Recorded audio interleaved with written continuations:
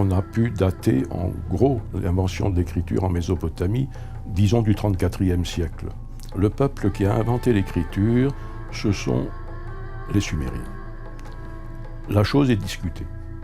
De nombreuses langues appartenant à différentes familles furent notées à l'aide de ce système cunéiforme pourtant complexe. On ne sait pas quelle était la langue qui est derrière, puisqu'en réalité ces signes écrits étaient la langue commune de tous les gens qui l'utilisaient.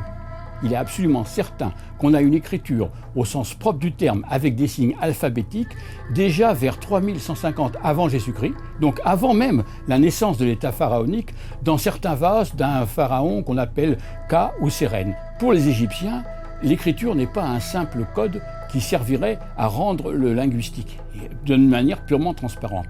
Si l'écriture encode le langage, elle l'encode en y ajoutant un supplément d'information. Donc l'écriture égyptienne saisit la substance phonique du mot, mais l'écriture égyptienne écrit aussi l'image du mot. Donc en même temps, elle capture l'essence de ce mot par son image.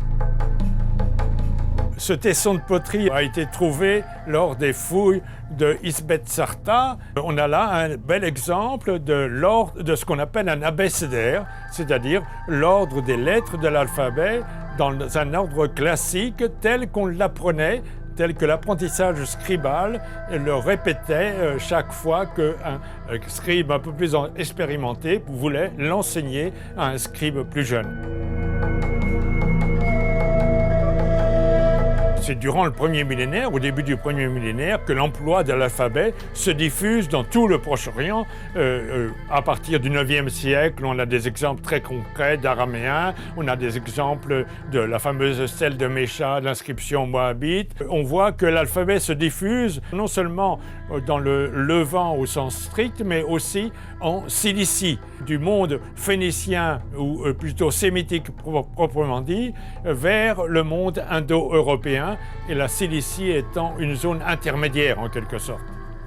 Les Phéniciens ou les Ougaritains ne sont pas les inventeurs de l'alphabet. L'alphabet a dû être découvert quelque part entre l'Égypte et le sud de la Palestine. En fait, il y a eu une époque où les Hyksos ont dominé à la fois le delta égyptien et le sud de la Palestine. Donc pour l'instant, on ne peut pas préciser exactement où est né l'alphabet, mais c'est dans cette zone-là.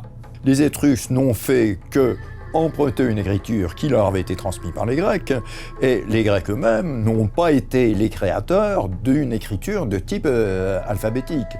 Les Étrusques, eux, bien sûr, se mettent à écrire. Justement, dans cette île d'Ischia, ils rencontrent des Phéniciens, ou des Carthaginois, ils rencontrent des Grecs, tous des gens qui ont des systèmes d'écriture. Alors bien sûr, ces Étrusques devaient être béats d'admiration devant cette possibilité, et assez rapidement, ils acquièrent l'écriture. Pour nous, c'est assez surprenant parce que on trouve ces abécédaires dans des tombes extrêmement riches. Et souvent, c'est sur des objets de prix. Par exemple, il y a un petit coq, ce qu'on appelle le bouquero, qui est tout à fait amusant, qui se trouve aujourd'hui à New York, et qui porte inscrit sur le flanc un abécédaire. Autrement dit, les grands de ce monde de la société étrusque devaient être très fiers d'épater la galerie en leur montrant qu'eux savaient lire et écrire, si bien sûr n'était pas le cas du vulgaire.